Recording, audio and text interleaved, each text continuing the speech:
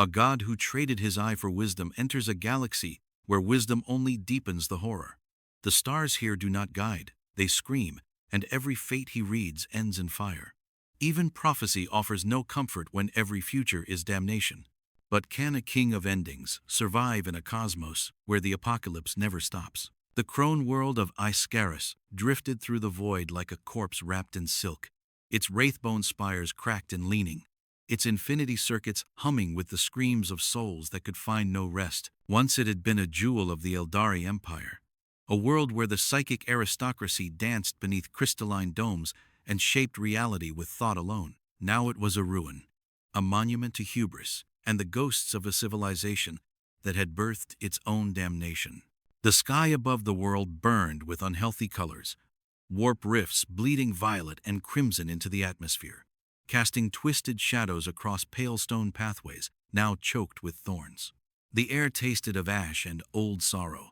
The towers wept dust. The wind carried voices that had no mouths. It was in this place, amid the broken beauty and lingering despair, that the warp tore open with a sound like the breaking of a world. The rift appeared above the plaza of forgotten names, a great wound in reality that vomited light and fury into the dead air.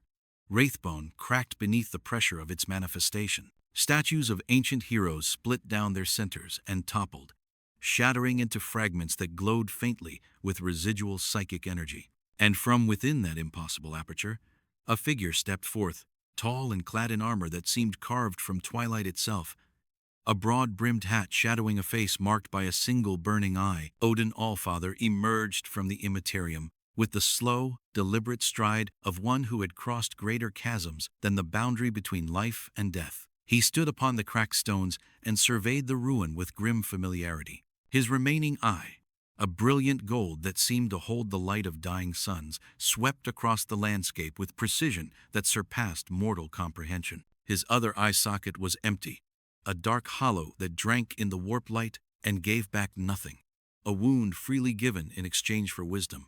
Upon his shoulders rested a cloak of raven feathers, each one inscribed with runes of power that flickered and shifted as though alive. In his right hand he carried Gungnir, a spear that hummed with barely restrained violence, its tip gleaming with the promise of inevitable endings. Upon his brow sat a crown of iron and bone, unadorned yet radiating authority that bent the very air around him. Across Escaris, seers jolted awake from meditation, their third eyes snapping open as they felt the presence of something that should not exist. Not human, not Eldari, not daemon, but a god from a cosmos that had no place in this one. Yet here he stood, solid and real and impossibly present, in the shrine of whispered futures 3 kilometers distant. Farseer Illyria gasped as her runes scattered across the divination table, each one landing face down in a pattern of absolute negation. Her hands trembled as she reached out to touch the stones. They burned cold. The future around this presence was not hidden. It was multiplied. She saw 1,000 branching paths, each one clear and sharp, yet none of them settled into probability. Every possible outcome existed simultaneously, layered upon itself, refusing to collapse into a single thread. "Impossible," she whispered. Her warlock attendant stepped forward with concern etching lines across his painted features. But Illyria did not answer immediately. She stared at the runes, her psychic senses extended to their limit. What she felt made her blood run cold. This being did not merely stand outside fate. He saw it, understood it, and had chosen to walk through it regardless, carving his own path through the infinite web of possibility, with casual certainty. "A god," she said finally, the word tasting like poison on her tongue, but not one born of the warp, not one shaped by belief or emotion, something older, something that remembers what it was to rule before the universe demanded sacrifice. In the plaza, Odin tilted his head slightly, as though listening to a conversation carried on winds that did not blow.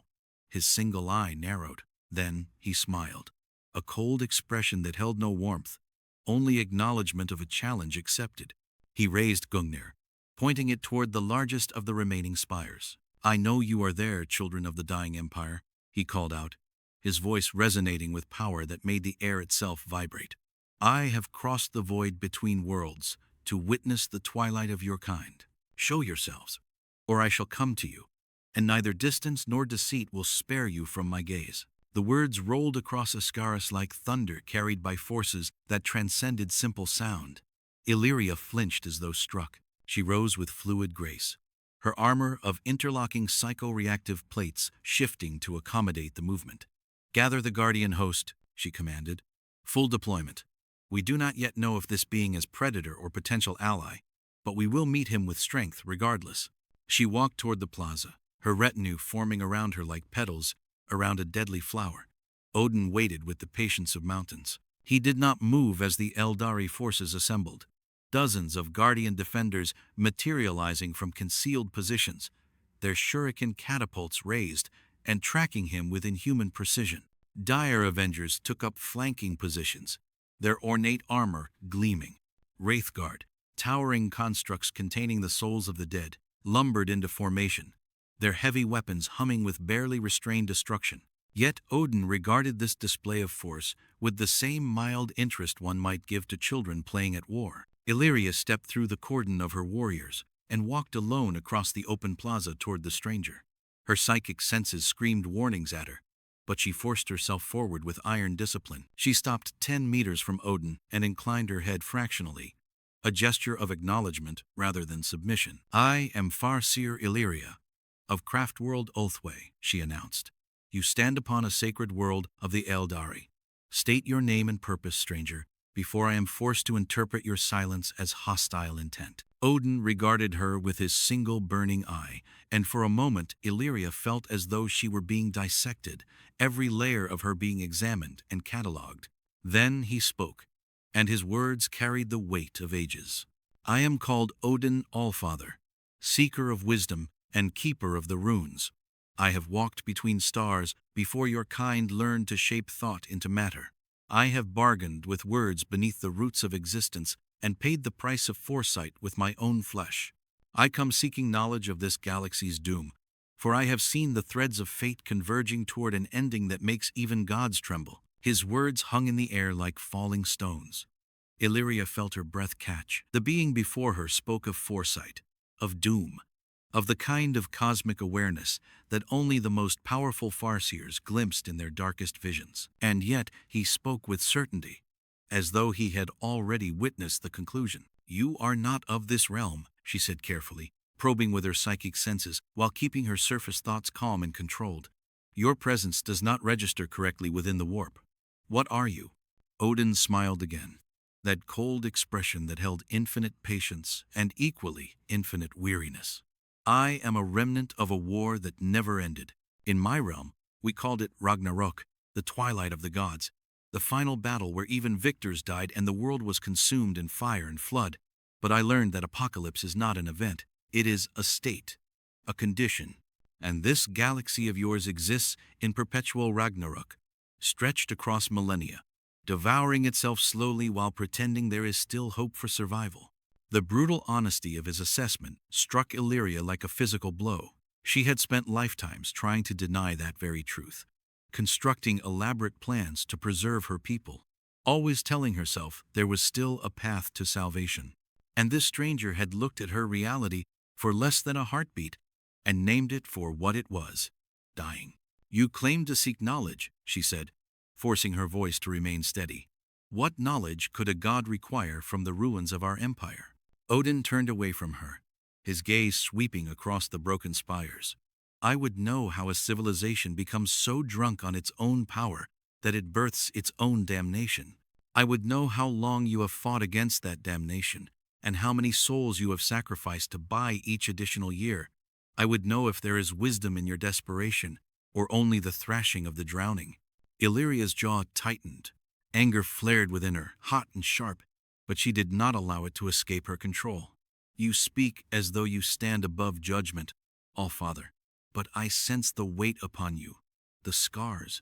You too have paid prices that can never be reclaimed. What right have you to measure our suffering?" Odin turned back to her, and for the first time something like respect flickered in his golden eye.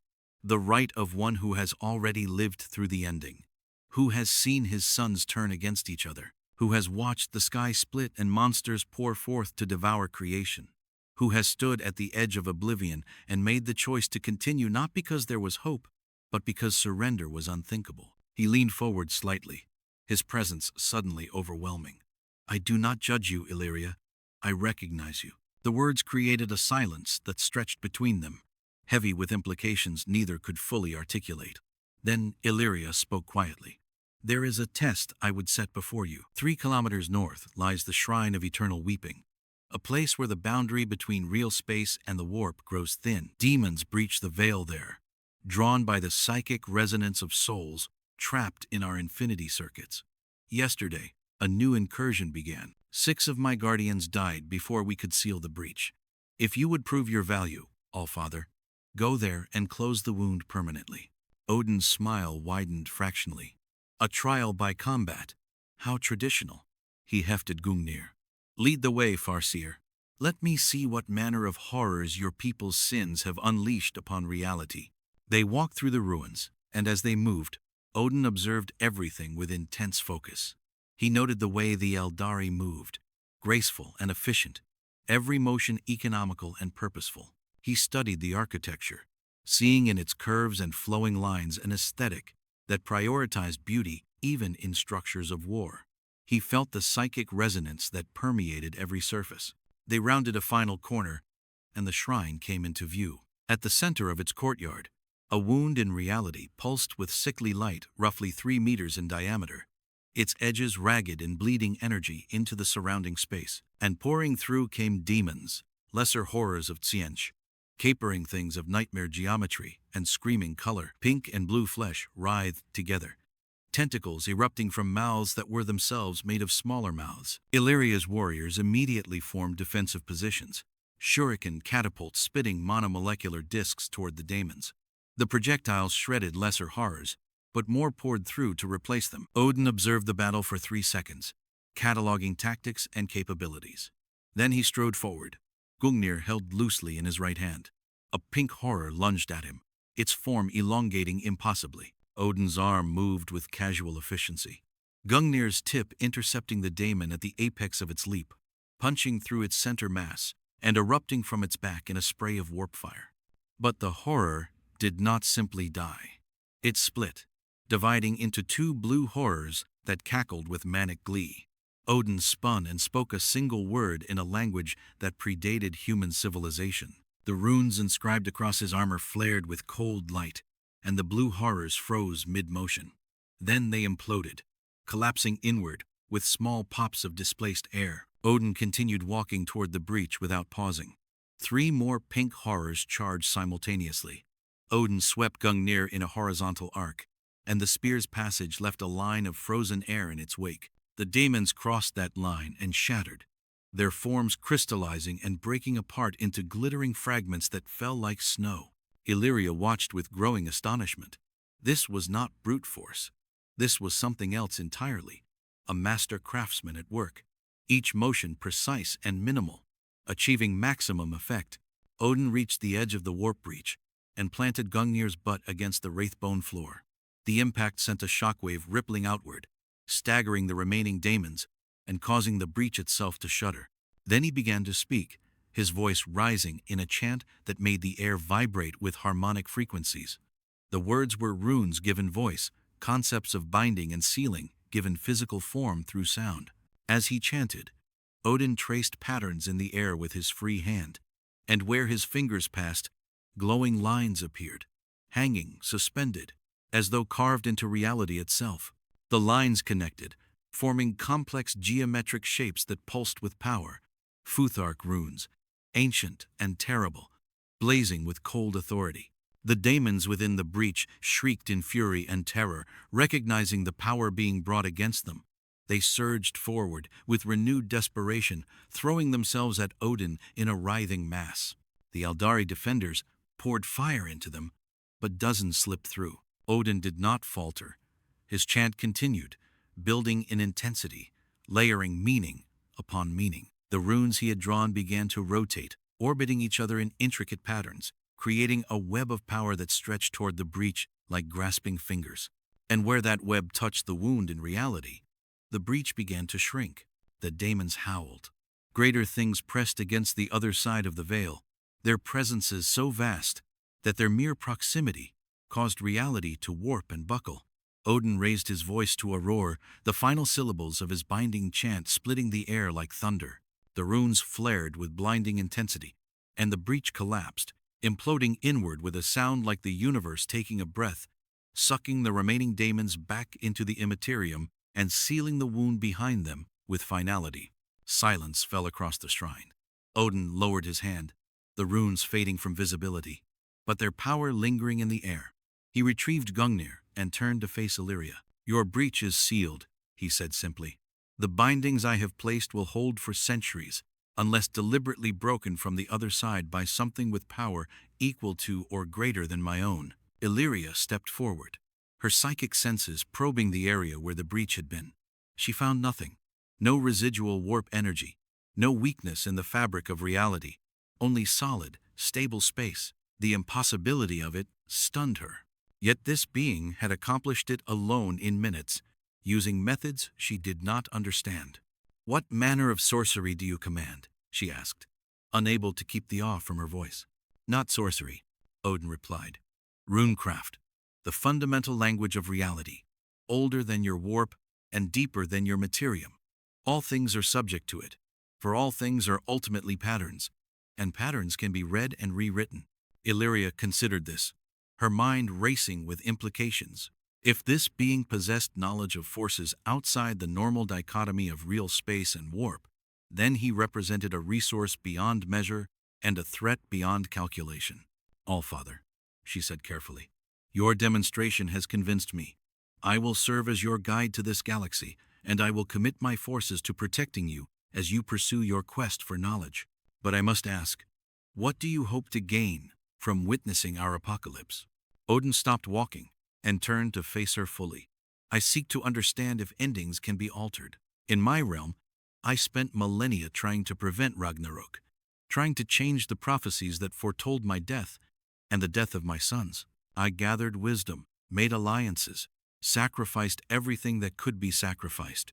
And in the end, the twilight came regardless because I failed to understand a simple truth." "What truth?" Illyria whispered.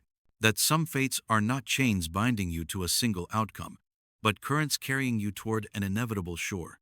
You can swim against them, exhaust yourself fighting, and die tired. Or you can accept the current and use what strength you have to determine where upon that shore you will land." He paused, his expression distant. "Your people are drowning, Illyria. You know this. Every soul you save, every extra year you buy, is merely prolonging the agony. But perhaps if I can understand how your empire fell and how you have survived its aftermath, I can learn whether there is a way to fall with purpose, to ensure that what comes after carries forward something of value." The bleakness of his philosophy struck Illyria like a physical blow. She had spent centuries fighting against the kind of despair that Odin seemed to accept as baseline reality. Yet she could not deny the brutal honesty of his assessment. "If that is your goal," she said finally, "then we have much to show you and much to teach you about the nature of dying empires." Over the following weeks, Odin immersed himself in learning. Illyria showed him the libraries of Oathway, the vast repositories of knowledge accumulated over millions of years. He studied the fall, witnessing through fragmented memories the moment when accumulated depravity reached critical mass and tore Slanesh from the fabric of the warp. The birth scream of she who thirsts echoed backward and forward through time, claiming souls not yet born and souls already dead, creating a cascading apocalypse that consumed 60 billion souls in a single instant. What struck Odin most forcefully was not the horror of the fall itself, but the denial that preceded it. The Eldari had seen their doom approaching for generations. Their prophets had warned, their seers had wept, but the civilization as a whole had chosen not to believe, had chosen to continue their descent into excess. Ride, the oldest sin, the one that had destroyed Odin's own realm as surely as it had destroyed the Eldari. He learned of the wars that followed, the desperate attempts to preserve what little remained. He studied the craft worlds, those who had fled on great ships, preserving their culture at tremendous cost. He learned of the Drukhari, the dark kin who had hidden in the webway, and embraced torture as a means of satisfying Slanesh's hunger with the anguish of others rather than their own souls. Every solution carried horror. Every survival strategy required atrocity. The Eldari had no good choices, only variations of terrible ones. When Odin finally emerged from weeks of study, he found Illyria waiting. "You have seen everything," she said quietly. "Our history, our struggles, our enemies, our sins. What is your judgment? Are we worthy of continuation, or should we simply surrender?" Odin considered the question in silence. Then he spoke, his words careful and measured. "You are a people caught between crimes committed and punishments not yet concluded. You created a god of excess and doomed yourselves to eternal predation. Your response has been to survive through any means necessary, including atrocities that perpetuate the very cycles that destroyed you. You are not innocent, but you are not irredeemable either." He met her gaze steadily. "The question is not whether you deserve to survive. The question is whether you can learn to survive without becoming the very thing you fight against. And that I cannot answer for you. But I am willing to stand with you while you try, because in your struggle I see echoes of my own. And perhaps if I can help your people find a better ending than I found for mine, then my own twilight will carry more meaning than mere defeat." Illyria pushed away from the wall, straightening with visible effort. "Then we are allies, All-Father, for however long our paths coincide." "Allies," Odin agreed, "though I suspect our alliance will be tested sooner than either of us would prefer." As if summoning his words into reality, alarms shrieked through Ulthwé. Illyria's eyes widened as psychic communication flooded her mind. "A Black Crusade fleet has exited the warp near our position," she whispered. "Dozens of ships bearing the marks of chaos. They are demanding our surrender." Odin smiled grimly, hefting Gungnir. "Then let us give them an answer they will not forget." The war had come to Ulthwé, and with it, the next chapter of Odin's education in the twilight of civilizations. He would face the champions of chaos, test himself against powers that had corrupted an empire, and learn whether a god from outside this cosmos could make any difference in a galaxy where hope itself had become a dangerous delusion. The game had begun, and Odin, All-Father, seeker of wisdom, keeper of endings, walked forward into the fire, with his single eye seeing paths others could not perceive, determined to discover whether falling with purpose was better than not falling at all.